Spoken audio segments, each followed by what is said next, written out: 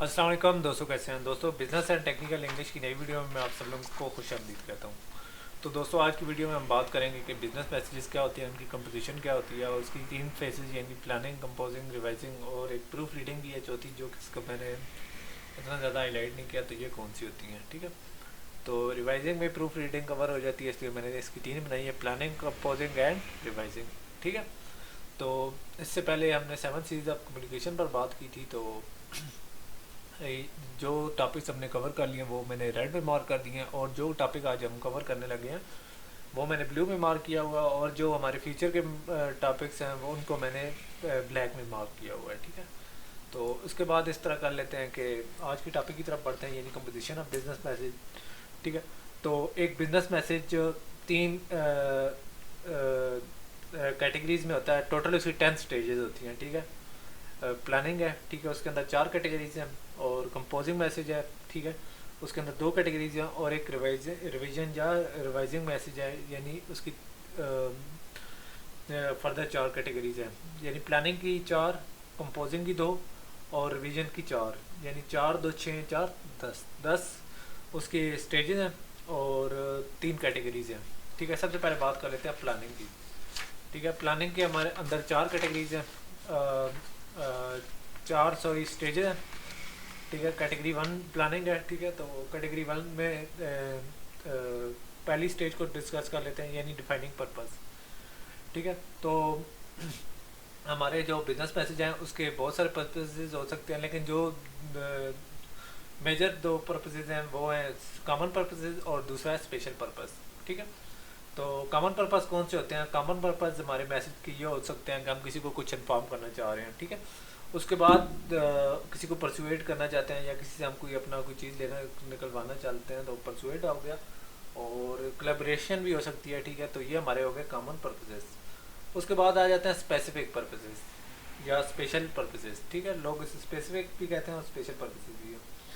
ठीक है, तो इसमें हम मेंशन करते हैं कि हमें चाहिए क्या। ठीक है, यानी व्हाट स्पेसिफिकली वी वांट, यानी हमारा कोई स्पेशल मकसद हो सकता है इस चीज़ का, यानी कोई आम मकसद नहीं, बल्कि कोई स्पेशल मकसद इसका हो सकता है।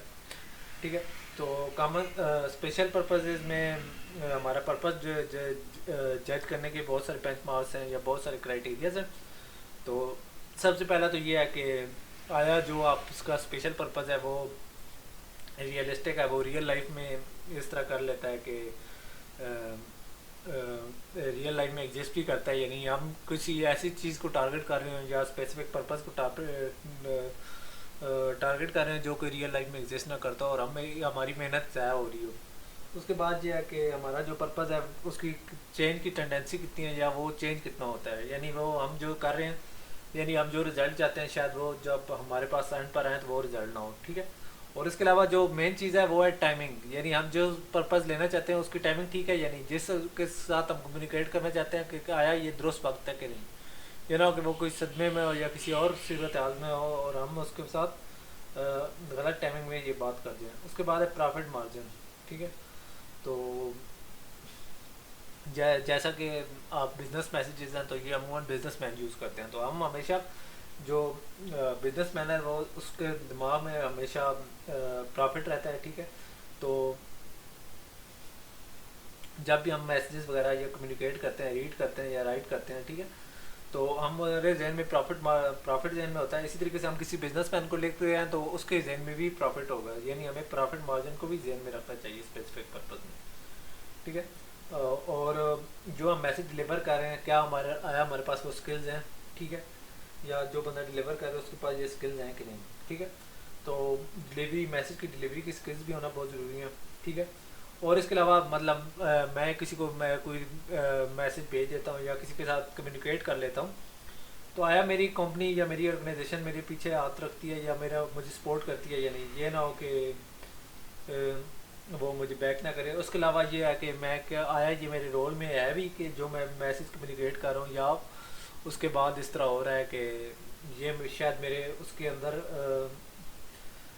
यानी मेरे रोल या मेरे डोमेन के अंदर ना आता हो, या मैं अपनी डोमेन को एक्सीड कर रहा हूँ। ठीक है, तो ये तो था हमारे स्पेसिफिक पर्पस। ठीक है, उसके बाद जो दूसरी स्टेज है वो है पर्पस डिफाइन करने के बाद कि हमारा कॉमन पर्पस है, स्पेसिफिक पर्पस, तो उसके बाद है ऑडियंस एनालिसिस, यानी हम जिस ऑडियंस को टारगेट कर रहे हैं उसको एनालाइज करना भी बहुत ज़रूरी है।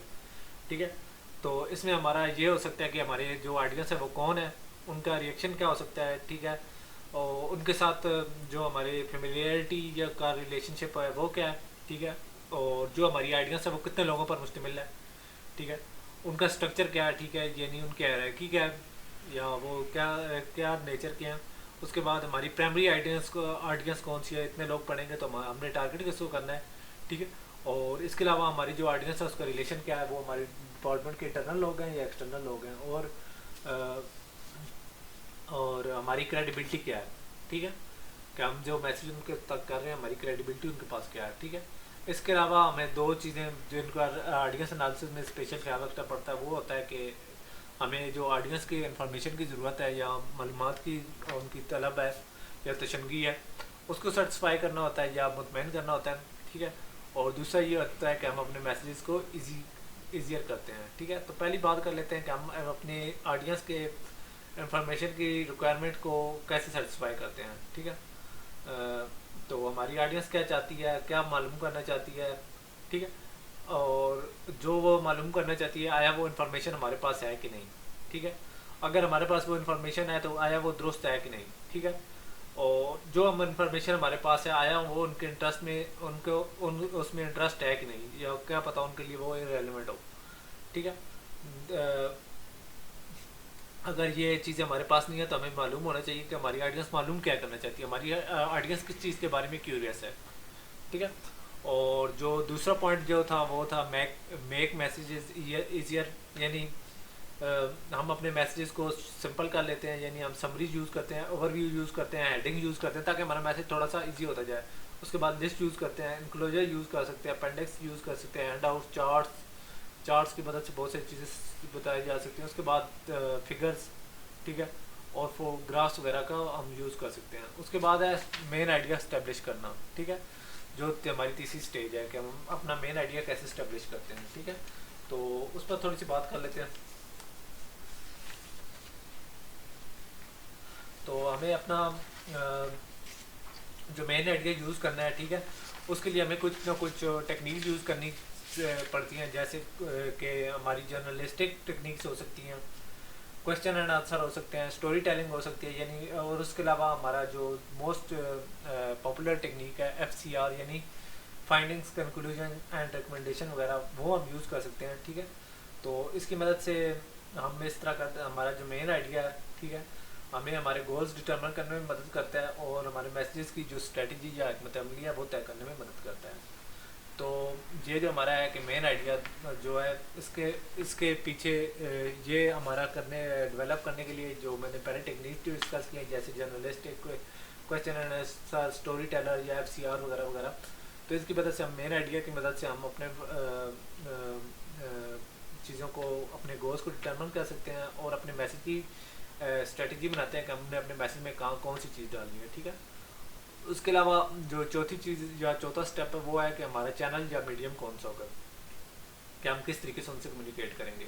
आया हम उनसे वर्बली बात करेंगे या औरल तरीके से, आया हम उनसे रिटर्न में करेंगे, ठीक है, लिखा लेटर लिखेंगे, या इलेक्ट्रॉनिक मैसेज या कुछ इस तरीके की टेक्निक यूज़ करेंगे। तो ये हमारा चौथी स्टेज है। तो ये हमारी 4 स्टेज होगी। उसके बाद हमारे कंपोजिंग मैसेजेस है, ठीक है, उसके अंदर 2 टेक्निक्स हैं, ठीक है, उन दोनों टेक्निक्स को मैं वन बाय वन डिस्कस कर लेते हैं। पहली होती है हमारी ऑर्गेनाइजिंग मैसेज कंपोजिंग मैसेज के अंदर, और दूसरी जो टेक्निक है वो है फॉर्मुलेटिंग मैसेज। तो पहले हम करते हैं कि हम अपने मैसेज को ऑर्गेनाइज कैसे करते हैं। ठीक है, तो अच्छे ऑर्गेनाइज मैसेज में हमारा जो सब्जेक्ट या हमारा पर्पस या गोल है वो ना सिर्फ क्लियर होता है बल्कि आपस में रिलेटेड भी होता है। ठीक है, तो हमारे मैसेज में तमाम इंफॉर्मेशन लॉजिकली ऑर्गेनाइज्ड होती है। ठीक है, तमाम रिक्वायर्ड इंफॉर्मेशन लॉजिकली ऑर्गेनाइज्ड होती है। ठीक है, तो उसके अलावा ऑर्गेनाइज का ये मतलब नहीं है कि हम उसमें कोई इन्फॉर्मेशन वगैरह मिक्स कर रहे हैं। ठीक है, तो मैसेज कैसे ऑर्गेनाइज किए जाते हैं, जैसे कि मैंने आप लोगों को एक फिगर दिखाई है। सबसे पहले हम इस तरह करते हैं कि सबसे पहले हम अपना मेन आइडिया बनाते हैं। ठीक है, जैसा कि मैंने आप लोगों को पिछली लास्ट स्लाइड में दिखाया था कि मेन आइडिया हम सबसे पहले बनाते हैं, ठीक है। और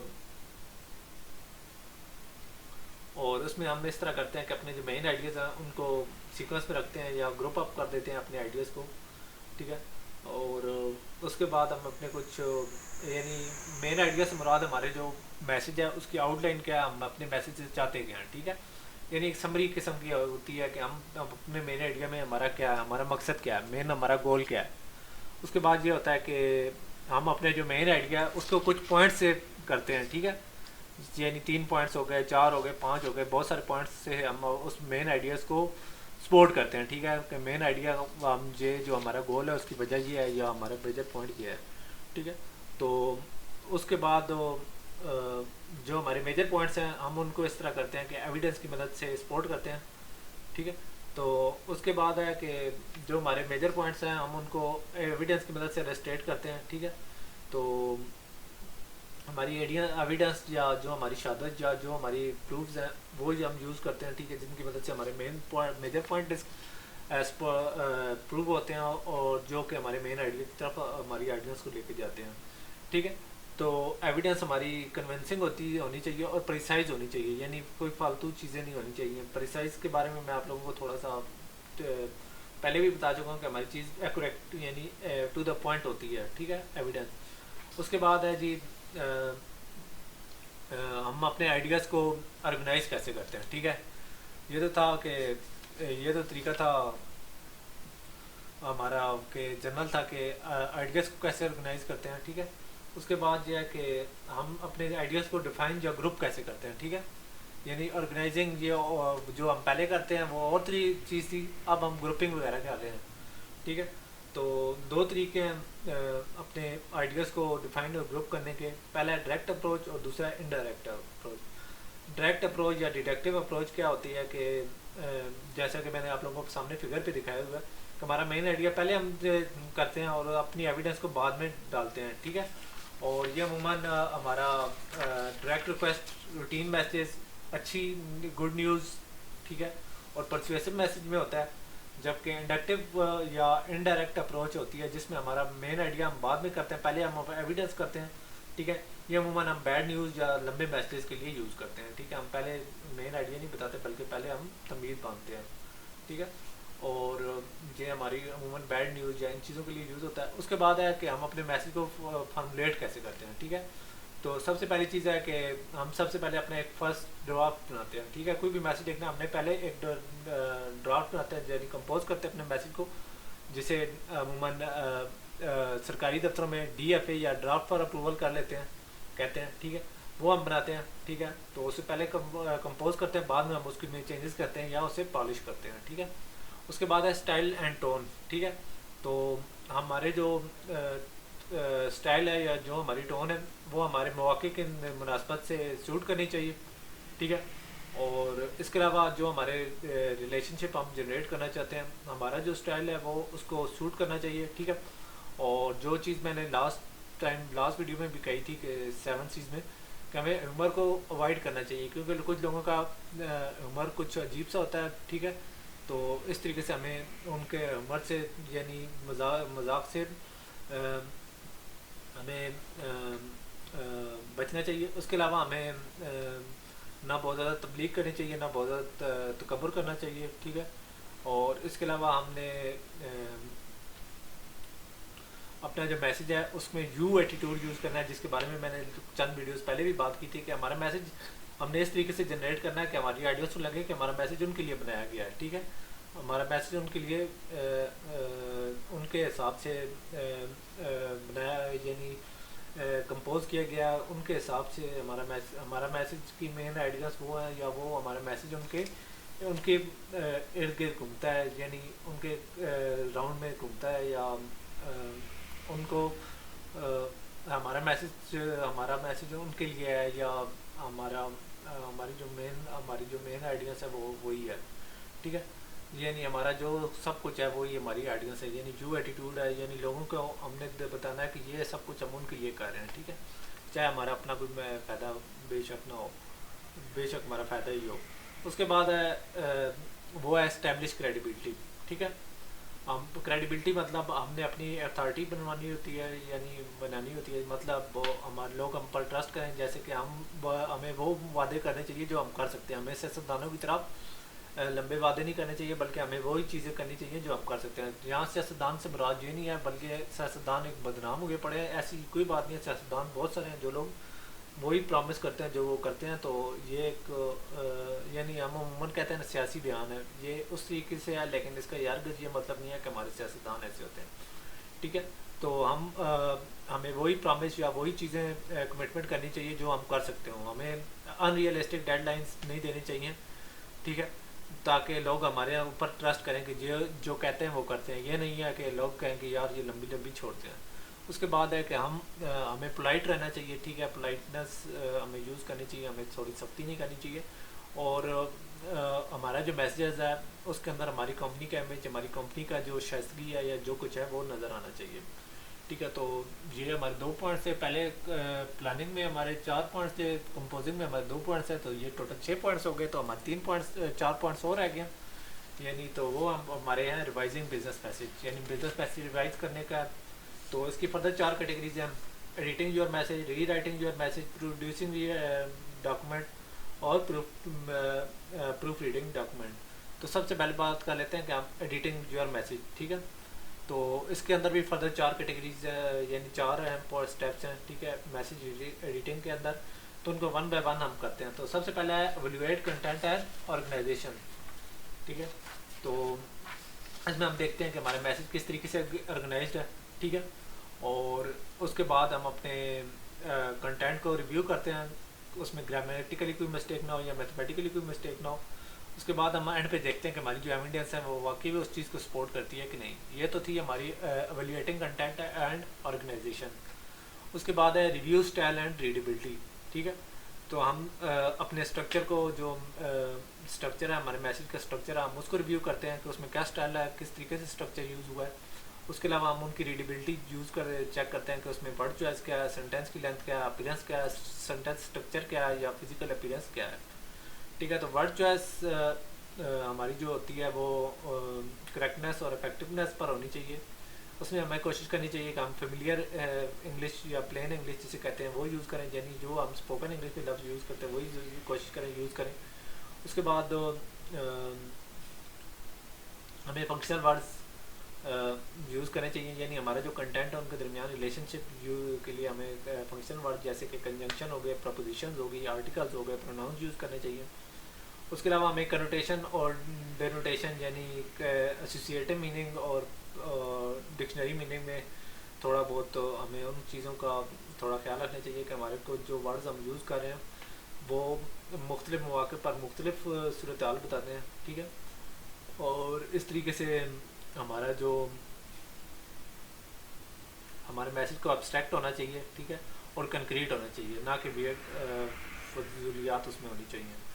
ठीक है, उसके बाद हमारे जो वर्ड्स हैं उनके अंदर वो वर्ड यूज़ करने चाहिए जो कम्युनिकेट करें। वो कौन से वर्ड्स हैं? ठीक है, तो वो वर्ड्स हैं हमारे जनाब स्ट्रॉन्ग वर्ड्स, यानी हमें देखना चाहिए कि हमारे जो वर्ब्स और नाउन्स हैं वो ज़्यादा कंक्रीट होते हैं एडवर्ब्स और एडजेक्टिव से। यानी जैसे कि हम वेरी वेल्थी बिजनेसमैन की बजाय हम कह सकते हैं टाइकून, यानी हमें स्ट्रॉन्ग वर्ड्स यूज़ करने चाहिए। ठीक है, ठीक है, तो और इसी तरीके से हमारा ओनर ऑफ द हाउस की बजाय लैंडलॉर्ड या इस तरीके से जो स्ट्रॉन्ग किस्म के वर्ड यूज़ करने चाहिए। उसके अलावा फेमिलियर वर्ड जो कि मैंने पहले भी बताया कि जो कि आम ज़बान लोगों को समझ जाते हैं वो यूज़ करने चाहिए। ठीक है, और उसके अलावा हमें शॉर्ट वर्ड यूज़ करने चाहिए, जैसे कि हमें लंबे वर्ड्स नहीं यूज़ करने चाहिए, बल्कि अगर शॉर्ट वर्ड्स हैं, इजी वर्ड्स हैं तो हमें वो यूज़ करने चाहिए, जिससे हमारी रीडेबिलिटी इंक्रीज़ होती है, हमारे लंबे मैसेज नहीं होता। उसके अलावा कैमोफ्लेज वर्ड्स, यानी हम अपने वर्ड्स को नाउन्स या एडजेक्टिव में जैसे वर्ब के साथ ION, TION, ING, MENT, ANT, ANC और ENCY, यानी कैमोफ्लेज वर्ड्स अवॉइड करने चाहिए। जैसे रन के बाद ING लगा दे तो रनिंग बन जाता है। ठीक है, और इसी तरीके से हमें कैमोफ्लेज वर्ड्स को अवॉइड करना चाहिए। उसके अलावा हमें वर्ड चॉइस के बाद है बायस अवॉइड बायस लैंग्वेज, यानी हमें कोशिश करनी चाहिए कि हम कल्चरल, जेंडर या रेशियल या डिक्शनरी बायस लैंग्वेजेस से हम अवॉइड करें, ठीक है, ताकि हम किसी कल्चर को, किसी जेंडर को, किसी रेस को या किसी डिक्शनरी को हम टारगेट ना करें, ठीक है। तो हमारे बायस नहीं होने चाहिए, तसम नहीं होना चाहिए मैसेज के अंदर। उसके अलावा जो दूसरा पॉइंट है वो री राइटिंग योर मैसेज, ठीक है। तो री राइटिंग से मुराद जो है कि हम अपने पैसेजेस या री राइट करते हैं, सेंटेंसेस इवन के पूरे पूरे सेक्शन करते हैं। तो इसके लिए हमारी ये गाइडलाइंस, कौन सी गाइडलाइंस हैं, ठीक है। एक तो इफेक्टिव हमें सेंटेंस बनाना चाहिए, ठीक है, और दूसरा ये कि हमें सेंटेंस स्टाइल पर एम्फेसाइज करना चाहिए, ठीक है। तो इफेक्टिव सेंटेंस से क्या मुराद है, तो इफेक्टिव सेंटेंस बनाने से मुराद यह है कि हमारे सेंटेंस में एक सब्जेक्ट, एक वर्ब और एक रिलेटेड वर्ब होगा, यानी ये तकरीबन जनरली 3 किस्म के सेंटेंसेस होते हैं इफेक्टिव सेंटेंसेस, जिनके बारे में मैं बात कर लेता हूँ। पहले होते हैं सिंपल सेंटेंसेस, यानी उनमें सिंगल सब्जेक्ट, सिंगल वर्ब और रिलेटेड वर्ब होता है। उसके अलावा हमारा जनाब वो कंपाउंड सेंटेंसेस होते हैं, जिसमें 2 या 2 से ज़्यादा, ठीक है, इंडिपेंडेंट लेकिन रिलेटेड थाट्स होती हैं। उसके बाद है कम्प्लेक्स, ठीक है, और उसमें कम्प्लेक्स सेंटेंसेस ये होते हैं कि उसमें एक इंडिपेंडेंट थाट होती है और उसके अलावा उसकी डिपेंडेंट क्लासेस होती हैं, ठीक है। और जो दूसरा पॉइंट है री राइटिंग मैसेजेस में, ठीक है, वो है एम्फेसाइज, सेंटेंस स्टाइल पर एम्फेसाइज करना, ठीक है। सेंटेंस स्टाइल पर एम्फेसाइज करने से मुराद क्या है कि हमें इस तरह करना चाहिए कि लंबे मैसेज को शॉर्टर में कन्वर्ट करना चाहिए, हमें एक्टिव वॉइस को प्रेफर करना चाहिए, पैसिव वॉइस हमें बैड न्यूज़ या इस तरह के मैसेजेस के लिए यूज़ करनी चाहिए, ठीक है। और हमें गैर ज़रूरी वर्ड्स या फ्रेजेस से इंसराफ करना चाहिए, ठीक है। और हमें अपने जो मेन पॉइंट्स हैं या की थाट्स हैं या एग्जांपल्स हैं उनके दरमियान स्पेस रखनी चाहिए ताकि एम्फेसाइज करें, ठीक है। या हमें ऐसे करना चाहिए कि हमें उन्हें शुरू में अपने किसी सेंटेंस के या एंड पे डालना चाहिए, ताकि या हमें उसके अलावा सब्जेक्ट में यूज़ करना चाहिए ताकि वो एम्फेसाइज हो सके। उसके बाद ये है कि हम अपने पैराग्राफ्स को कोहेरेंट बनाएं, यानी उसमें सिंगल थाट लेकर आएँ। वो कैसे होगा, वो इलस्ट्रेशंस की मदद से होगा, comparison, contrast, cause and effect, classification, problem and solution की मदद से होता है। उसके बाद है हमारे डॉक्यूमेंट प्रोड्यूस, ठीक है। डॉक्यूमेंट प्रोडक्शन के 2 तरीके हैं, यानी 2 पॉइंट्स हैं, एक है डिज़ाइन एलिमेंट और दूसरा डिज़ाइन डिसीजन। डिज़ाइन एलिमेंट में ये हो सकता है कि हमारी वाइट स्पेस कितनी है, उसमें हमारा मार्जिन कितना है, ठीक है, हमारी लाइन यानी वाइट स्पेस से मुराद ये है कि उनके दरमियान वाइट स्पेस कितनी है। उसके बाद मार्जिन यानी साइडें हमारी कितनी है डॉक्यूमेंट की। उसके बाद लाइन जस्टिफिकेशन की लाइन में कितना गैप है। उसके बाद एडिंग वगैरह है। तो ये हो गए डिज़ाइन एलिमेंट। उसके बाद है डिज़ाइन डिसीजन। डिसीजन क्या होते हैं कि हमारे हम कंसिस्टेंसी अपने डॉक्यूमेंट्स में लाते हैं, हम डॉक्यूमेंट्स में बैलेंस करते हैं, हम उनमें रिस्ट्रेंट यानी लिमिटेशन या चेक वगैरह लगते हैं, उसके अंदर हम डिटेल को डिटेल हमारा डिज़ाइन डिसीजन है, ठीक है। उसके बाद है हमारा जो चौथा पॉइंट है, यानी वो है प्रूफ रीडिंग योर डॉक्यूमेंट, यानी हम अपने डॉक्यूमेंट को डिटेल को चेक करते हैं, ठीक है, और डिटेल के बारे में चेक करते हैं और उसके फॉर्मेट को चेक करते हैं, ठीक है। और उसके अलावा हम ग्रामर और स्पेलिंग चेक वगैरह करते हैं। ये हमारे प्रूफ रीडिंग होगी है। तो ये था हमारे रिवाइजिंग बिजनेस पैसेज। तो ये था हमारे बिजनेस पैसेज की 3 पार्ट्स थे, ठीक है, जिनको हमने 1 बाय 1 किया। पहला प्लानिंग था, दूसरा कंपोजिंग और तीसरा रिवाइजिंग। प्लानिंग में हमारी 4 फर्दर स्टेप्स थे, ठीक है। और दूसरी कैटेगरी थी कंपोजिंग मैसेजेस, जिसकी 2 स्टेजेस थी, और रिविजन ऑफ मैसेजेस जिसकी 4 स्टेजेस थी। यानी टोटल हमारी 4 2 6 4 10 हमारी स्टेजेस हो गई हैं। तो इस तरीके से हमने एक मैसेज के 10 स्टेजेस और 3 कैटेगरीज के अंदर डिवाइड किया। तो उम्मीद है आप लोगों को ये वीडियो पसंद आई होगी। नेक्स्ट वीडियो में हम नेक्स्ट टॉपिक को छेड़ेंगे। तब तक के लिए इजाज़त दीजिए। अल्लाह हाफ़िज़।